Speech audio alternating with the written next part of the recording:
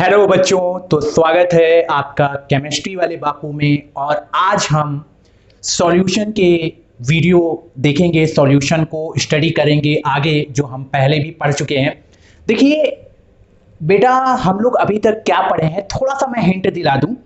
देखिए अभी तक हमने देखा भाई, पहली वीडियो जो हमारी आई थी, पहली वीडियो हमने देखा कि उसमें विलियन की बेसिक टिप क्या है। दूसरी वीडियो में हमने देखा कि विलियन का फुल एक्सप्लेनेशन क्या है।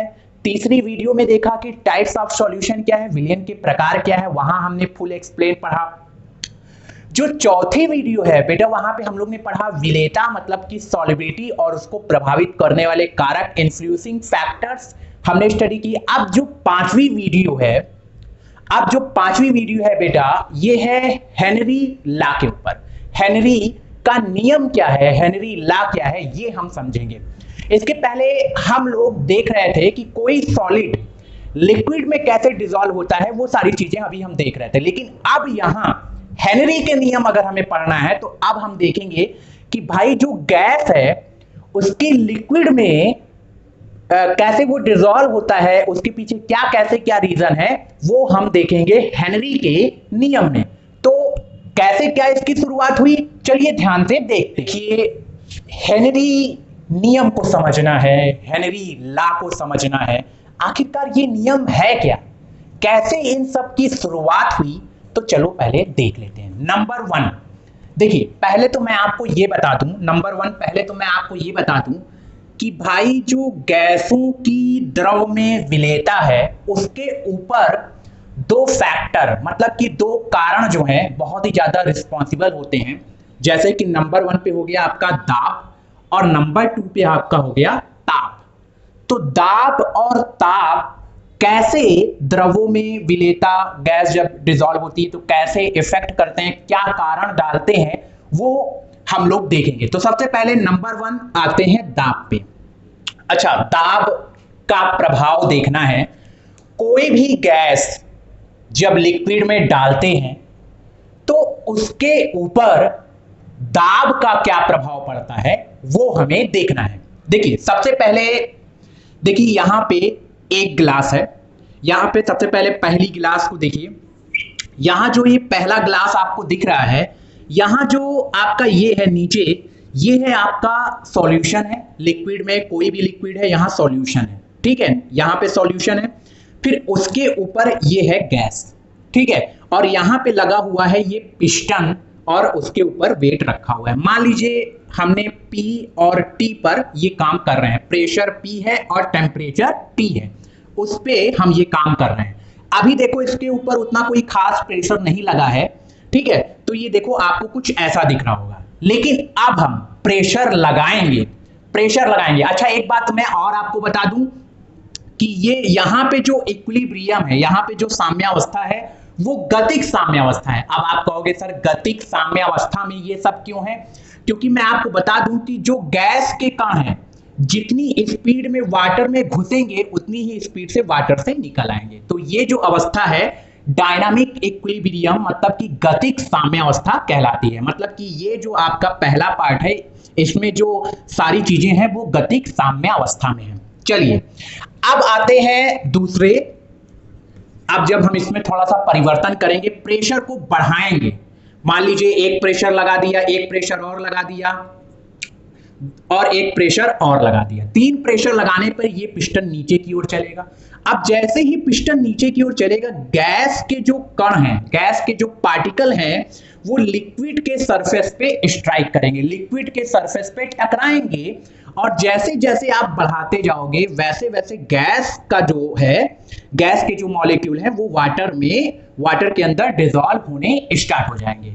देखिए इस एक्सपेरिमेंट से आपको साफ मालूम चल रहा है कि गैस की जो सॉल्युबिलिटी है वो प्रेशर के डायरेक्टली प्रोपोर्शनल है। आपने प्रेशर बढ़ाया, यहां पे सॉल्युबिलिटी गैस की घट गई। अगर आप ध्यान दो, पहले गैस इतना था, पहले इसका वॉल्यूम जो था वो कुछ इतना था, ठीक है, लेकिन फिर धीमे धीमे देखो ये यहां से ये इधर हो गया।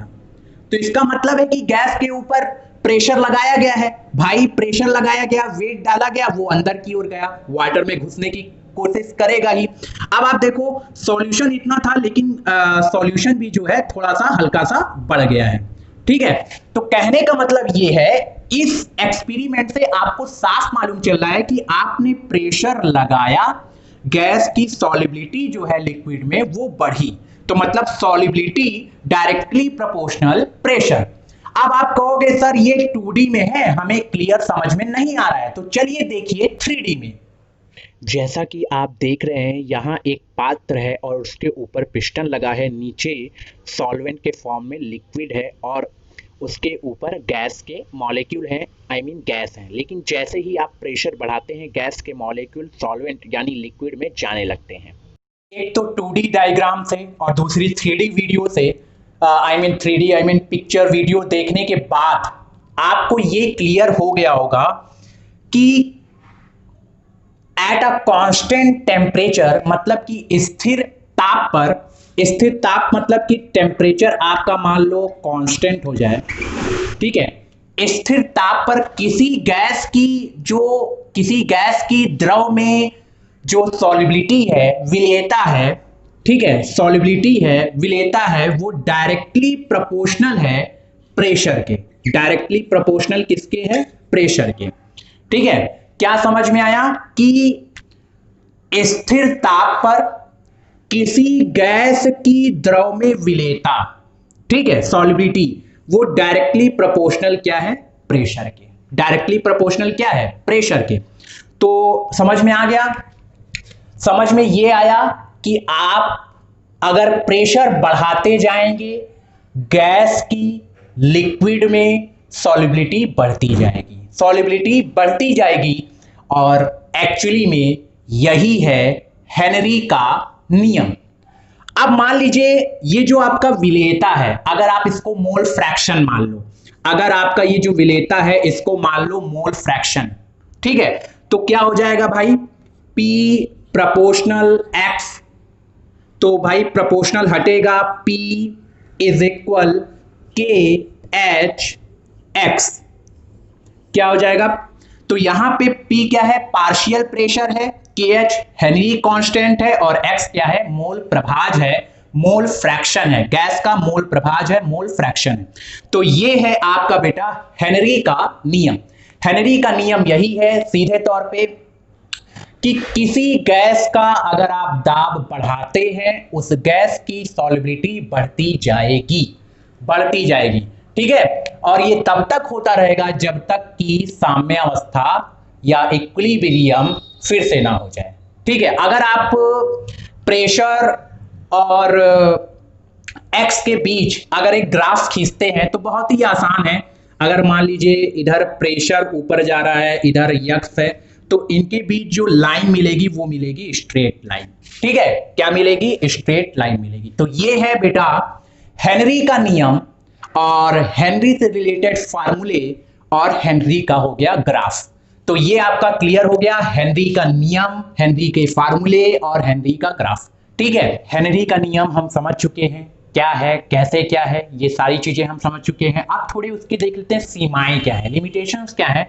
देखिए सबसे पहले तो हेनरी के नियम में कुछ कंडीशंस होती हैं, जैसे कि गैस जो है आपकी, ये जो गैस है, ठीक है, ये आइडियल गैस के जैसे बिहेव करनी चाहिए। किसके जैसे बिहेव करनी चाहिए? आइडियल गैस के जैसे बिहेव करनी चाहिए। आइडियल गैस के जैसे क्या करनी चाहिए बेटा? बिहेव करनी चाहिए। आदर्श गैस के जैसे बिहेव करनी चाहिए। अच्छा, अब आदर्श गैस के जैसे क्यों बिहेव करनी चाहिए? क्योंकि उस कंडीशन में गैस का जो प्रेशर होता है निम्न होता है और ताप जो होता है उच्च होता है।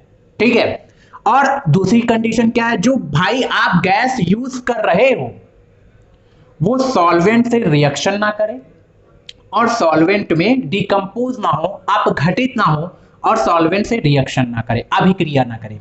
तो ये कुछ कंडीशंस हैं। अच्छा, इसके एप्लीकेशंस क्या है बेटा? आप डेली लाइफ में कोल्ड ड्रिंक यूज करते हो, आप देखते हो ऊपर बहुत कस के बंधा रहता है, ठीक है, ताकि उसकी विलेयता बनी रहे। इसी तरह गोताखोरी में भी इसका यूज किया जाता है, फेफड़े में जो O2 CO2 जाता है सेम उसका भी यूज किया जाता है। ठीक है, तो ये है उसके एप्लीकेशन। अब आते हैं बेटा ताप का प्रभाव क्या है। देखिए गैस की सॉल्युबिलिटी लिक्विड में अगर आप टेम्परेचर बढ़ाते जाओगे तो वो घटता जाएगा। ठीक है, तो इसका मतलब ये है कि अगर कोई गैस जो है लिक्विड में आप डाल रहे हो और टेम्परेचर बढ़ा रहे हो तो सॉल्युबिलिटी उसकी घटती जाएगी। ऐसा क्यों है? क्योंकि ज्यादातर गैस के जो मॉलिक्यूल है वो वाटर आपके क्या कहते हैं ताप बढ़ाने पर बाहर निकल जाते हैं, तो इससे क्या होता है कि सॉल्युबिलिटी जो है घटती जाती है। तो ये सारी वीडियो में हमने ये देखा कि भाई हेनरी का नियम क्या है। हम लोग ने 2D में भी देखा और बाद में वीडियो भी देखी और बाद में उसके लिमिटेशंस देखे, तो सारी चीजें क्लियर हैं। तो केमिस्ट्री वाले बाबू में बने रहिए, लाइक करिए, शेयर करिए और इसे वायरल कर दीजिए।